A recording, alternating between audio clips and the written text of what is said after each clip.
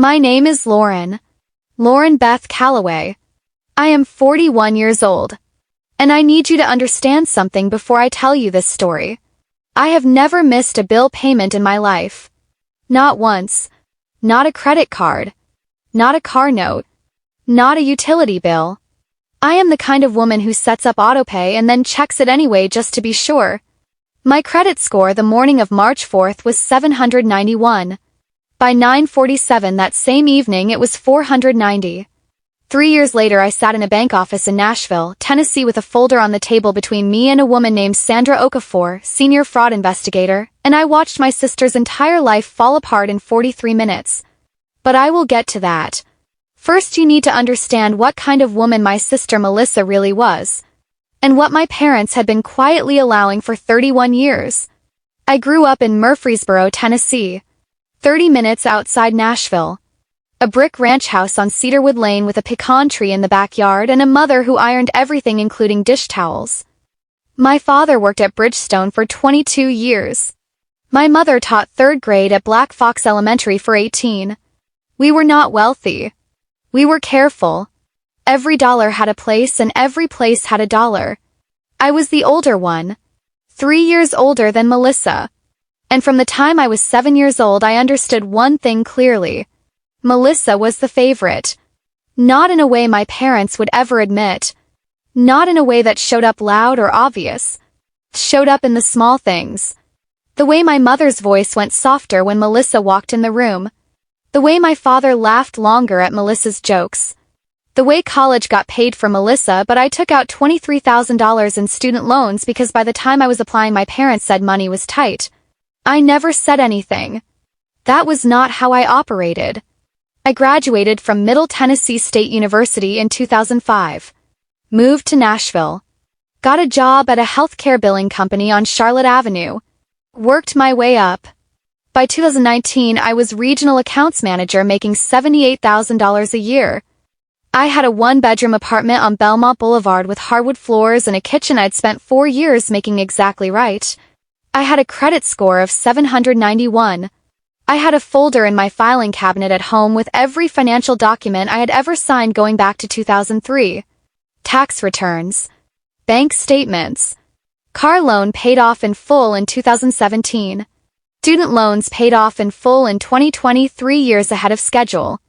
I built everything I had one careful decision at a time. Melissa had never made a careful decision in her life. She had dropped out of UT Knoxville after 1 semester. Moved back home. Then moved out. Then moved back home again. 3 different jobs in 4 years. A boyfriend named Travis who drove a truck and borrowed money he never returned. She was 38 years old and still called my father when her car insurance was due. I loved her.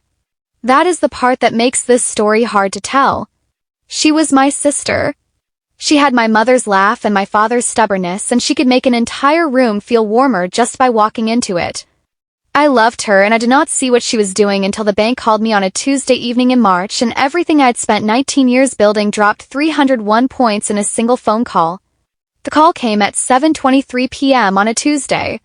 I was on my couch in my apartment on Belmont Boulevard eating leftover chicken tortilla soup and watching nothing in particular on television. My phone lit up on the coffee table. Unknown number. Nashville area code. I almost did not answer. I answered on the 4th ring. The woman on the line said, "Ms. Calloway, this is First Tennessee Bank calling regarding a mortgage account in your name. We are showing 3 consecutive missed payments on a property at 4417 Sycamore Ridge Drive in Clarksville. I need to verify some information with you." I set my soup down.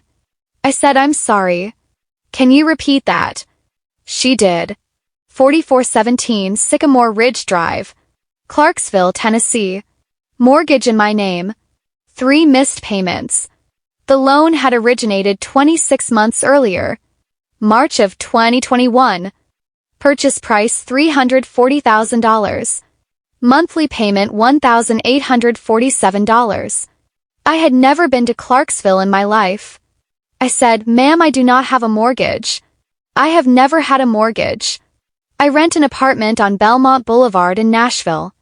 There was a brief pause on the line. She said, "Ms. Calloway, I need to ask you some security questions." I answered every one correctly.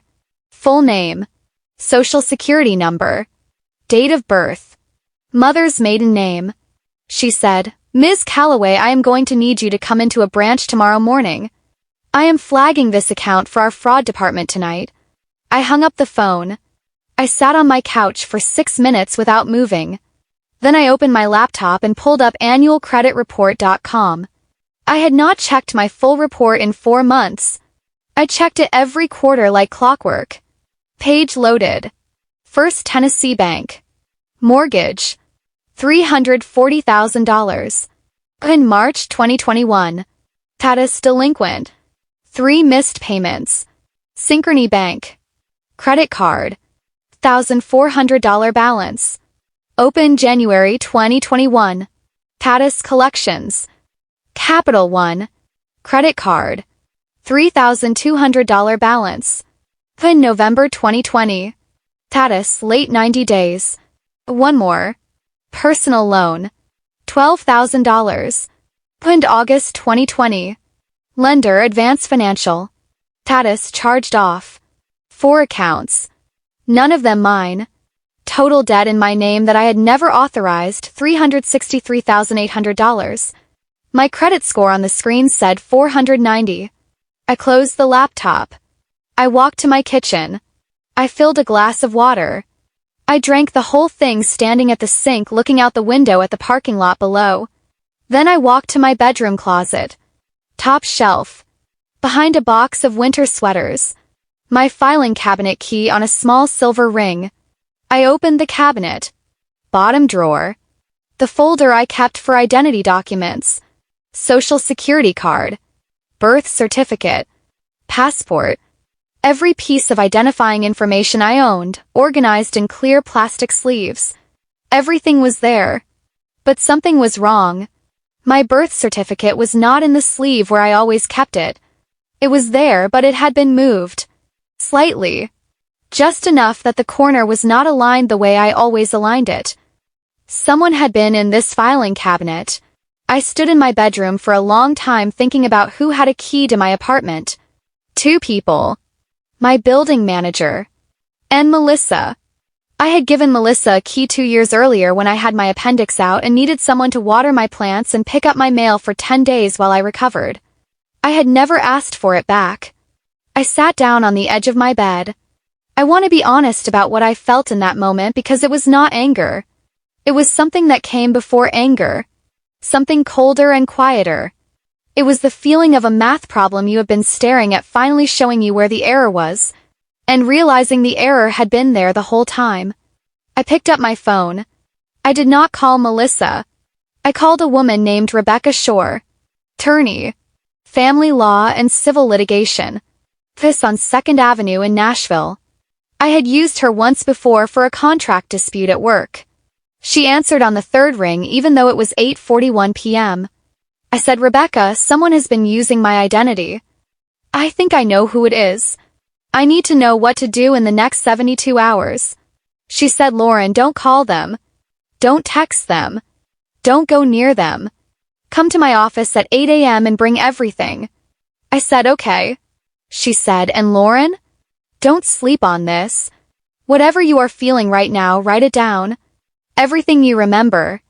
Every time that person had access to your documents. Every date. Every visit.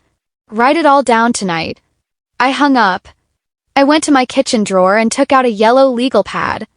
I sat at my kitchen table. And I started writing. I wrote for 2 hours and 14 minutes. By the time I put the pen down, I had 11 pages. And I had remembered something that made my stomach drop straight through the floor. Thanksgiving. November 2020. Melissa had stayed at my apartment for 4 days while I went to my aunt's house in Chattanooga. I had given her the key to water the plants again. August 2020. Personal loan. Advance Financial. November 2020. Capital One credit card. January 2021. Synchrony credit card. March 2021. The mortgage.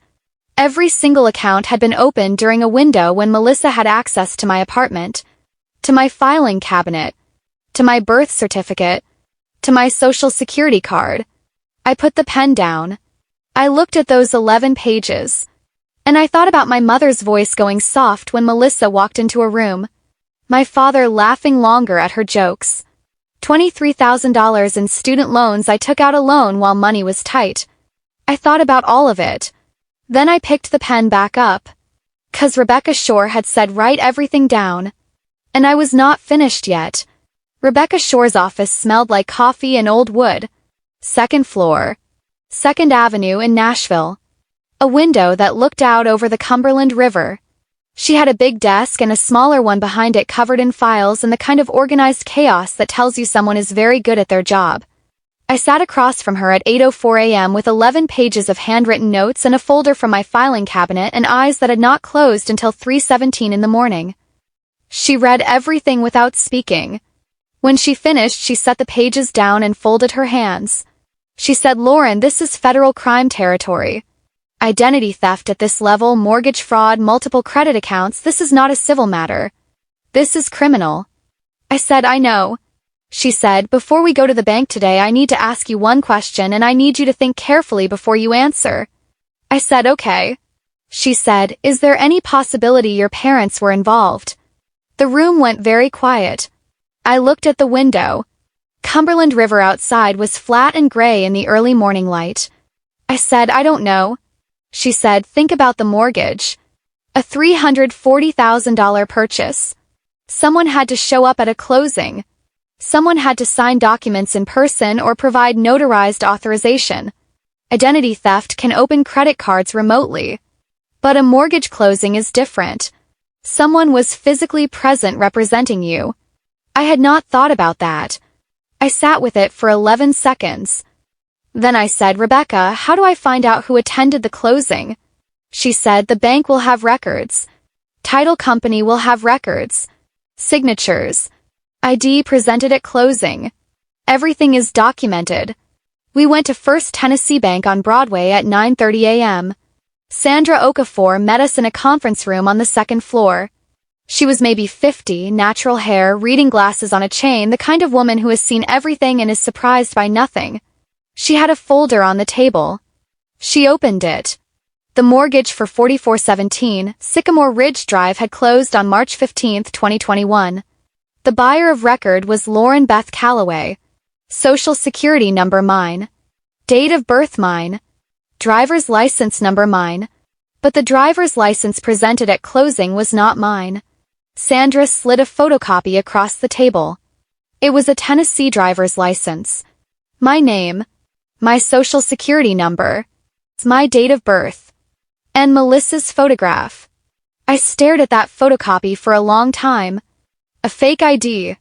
She had made a fake Tennessee driver's license with my information and her face.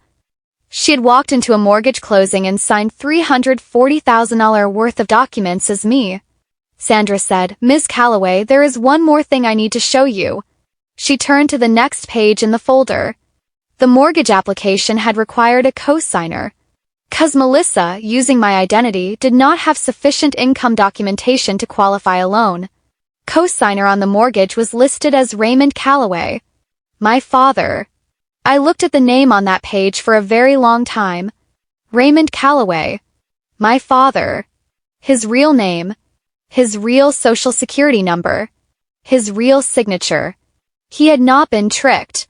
He had not been impersonated. He had walked into that closing voluntarily and signed his name next to my stolen identity. Rebecca put her hand on my arm. I did not move.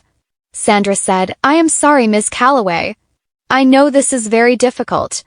I nodded. I kept looking at the page. My father had co-signed a fraudulent mortgage using my stolen identity, which meant he had known. Which meant the question I needed to ask was not whether my mother knew. The question was how long they had all been planning this together. I thought about Thanksgiving 2020. Melissa at my apartment for 4 days. My filing cabinet. My birth certificate moved slightly out of alignment. Had my parents suggested it to her? Had she come to them with the plan?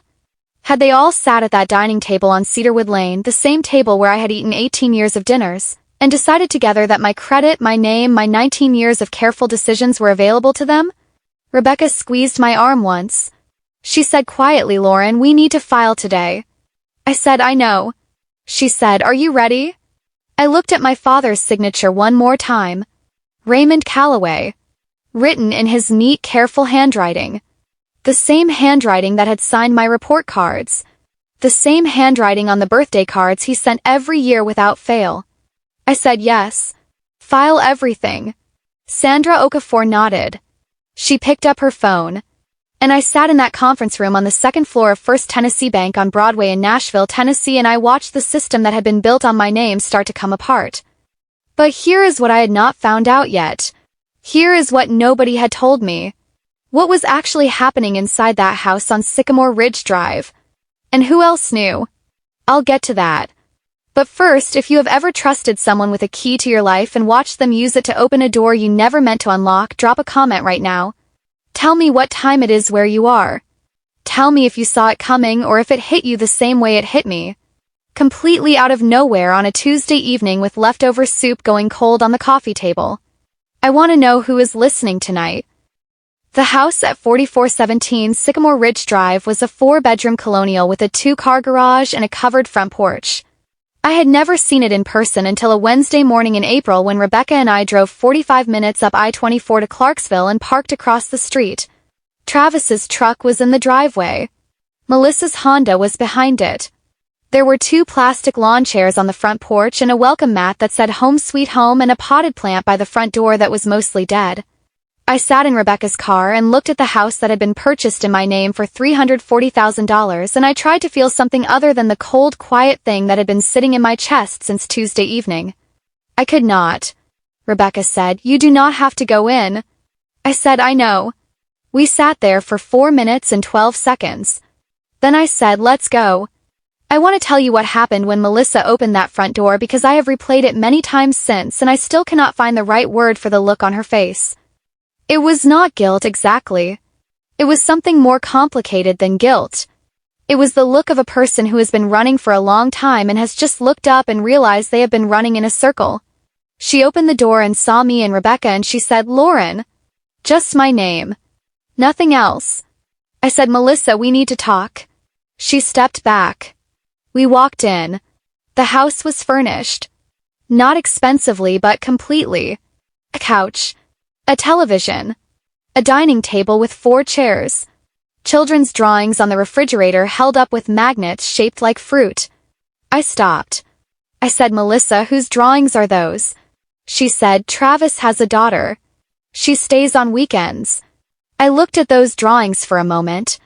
A child who had spent weekends in a house purchased with my stolen name. Who had colored pictures at a table that legally belonged to a mortgage I never signed. I looked away. Rebecca laid out everything on the dining table. The photocopy of the fake driver's license. The mortgage documents. The credit card statements. The fraud report filed with the FBI that morning. The civil lawsuit Rebecca had filed on my behalf 40 minutes after we left First Tennessee Bank. Melissa sat across the table and looked at every page. She did not deny a single thing. That was the part one had not prepared for. I had prepared for excuses. I had prepared for tears and explanations and the particular kind of Melissa logic that could make anything sound almost reasonable. What I got was silence. And then she said, Daddy said you would never find out. 5 words. Daddy said you would never find out. I sat back in my chair. I said, how long had you been planning this? She looked at the table. She said, it started as a joke. Christmas 2019. Daddy said you always had everything figured out. He said it would be easy because you had good credit and you never checked your mail when you were traveling. Christmas 2019. 15 months before the first account was opened. My father had been watching my habits for 15 months. Noting when I traveled. Noting that I trusted Melissa with my apartment. Building a plan around my careful life like a blueprint. I said, does Mama know? Melissa looked up. The answer was on her face before she said a word. She said she found out after the closing. When Daddy told her. She wanted to tell you. She called me 3 times. I told her it was too late. That we were all in it together now. My mother had known for 2 years. 2 years of Sunday phone calls. 2 years of birthday cards and Christmas dinners on Cedarwood Lane. 2 years of I love you Lauren, drive safe and let us know when you get home. 2 years. I stood up from the table. I picked up my purse. I picked up my copy of the documents. I looked at my sister one more time. I said, Melissa, I need you to understand something. I did not come here today for an explanation. I did not come here to give you a chance to fix this. Rebecca filed the criminal fraud report this morning. The FBI has been notified. The bank is pursuing full recovery of the mortgage. You have 72 hours to get an attorney. She said, Lauren, please. Please. I have nowhere to go. Travis and I, we cannot, I said, Melissa. You bought a house. I walked out the front door. I walked past the welcome mat that said home sweet home. I walked past the dead plant. I got into Rebecca's car. She did not say anything. She started the engine. We drove back down I-24 toward Nashville in complete silence. Somewhere around mile marker 11, I looked out the passenger window at the Tennessee hills going past, and I thought about my father's handwriting on that cosigner line. Raymond Calloway. Neat and careful. The same man who had taught me to be neat and careful. I thought about $23,000 in student loans. About money being tight. About my credit score of 791 that I had built one payment at a time for 19 years while my father was quietly studying my habits and planning how to use them. I did not cry. I had decided somewhere around mile marker 11 that I was finished crying over people who had been counting on my tears to keep me quiet. I was done being quiet. The federal investigation took 11 months. I know because I marked the day it closed in my calendar. February 19th. A Thursday. 11:23 a.m. Rebecca called me at work and said, Lauren, it's done. I was sitting at my desk on Charlotte Avenue in Nashville reviewing a billing audit. I had a cup of coffee on my left side and a yellow legal pad on my right. Same kind I had written 11 pages on the night the bank called. I set my pen down. I said, tell me. Rebecca said, Melissa pled guilty to federal mortgage fraud and identity theft. Sentencing is in 6 weeks. Your father pled guilty to conspiracy to commit mortgage fraud. He will be sentenced at the same hearing. I said, and the house. She said, foreclosure proceedings are already underway. The bank is pursuing full recovery. Melissa and Travis have 30 days to vacate. I said, my credit. She said, First Tennessee has already submitted the correction to all 3 bureaus. The fraudulent accounts have been removed. Your score should be fully restored within 60 days. Lauren, it should come back at or above where it was. Back where it started. Back where I had built it. One payment at a time. One careful decision at a time. I thanked Rebecca. I hung up the phone. I sat at my desk for a few minutes just breathing. Then I opened my bottom drawer. All the way in the back behind a box of paper clips and an extra phone charger I never used. A plain yellow envelope I had put there 8 months earlier. Inside the envelope was one thing. A credit report printout from March 4th. The night the bank called. Score of 490 at the top in red. 4 fraudulent accounts listed below. My name at the top of a financial life that someone else had decided to borrow without asking. I had kept it. Not out of anger. Not to remind myself of the pain. Kept it the same way I kept every financial document. 'Cause I keep records. 'Cause documentation is how you prove what happened. 'Cause the truth needs somewhere to live. I looked at that printout for a long time. Then I folded it in half.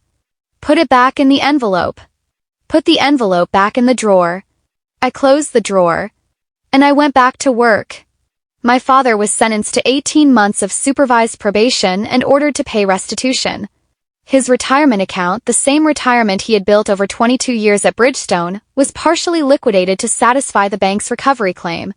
Melissa received 2 years probation and 200 hours of community service. She and Travis moved into a 2-bedroom apartment in Clarksville. The welcome mat that said home sweet home went with them. My mother called me 3 weeks after the sentencing. I let it go to voicemail. She left 4 minutes and 31 seconds of message. She cried through most of it. She said she was sorry. She said she had not known how to stop it once it started. She said she loved me. I listened to the message once. Then I saved it. Not because I was planning to use it. Not because I needed it for anything. Just because I keep records. I have not called her back yet. I do not know if I will. That is the honest answer, and I think you deserve the honest answer after sitting with me through all of this. What I want to tell you, the thing I want you to take from this story is not about revenge. I did not report my sister and my father because I wanted to watch them suffer. I reported them because my name is Lauren Beth Calloway. And for 19 years I built something real with that name. One payment at a time. One careful decision at a time. And nobody, not a sister, not a father, not anyone who sits at your table and eats your food and says I love you, drive safe, nobody gets to take that from you without a consequence. That is not revenge. That is just the truth standing up on its own. I did not do it for revenge. I did it because of who I am. Drop a comment right now and tell me, what time is it where you are tonight? And tell me this, has someone you trusted ever used your kindness like a key? Tell me what you did. Tell me if you stayed quiet or if you stood up. 'Cause I want to read every single one of those comments. And if this story moved you, if you felt that Tuesday evening on the couch or that moment in Rebecca's car on I-24 when the Tennessee hills were going past and I decided I was done being quiet, share this with someone who needs to hear it today. Subscribe to Honor Unveiled. We will see you in the next one.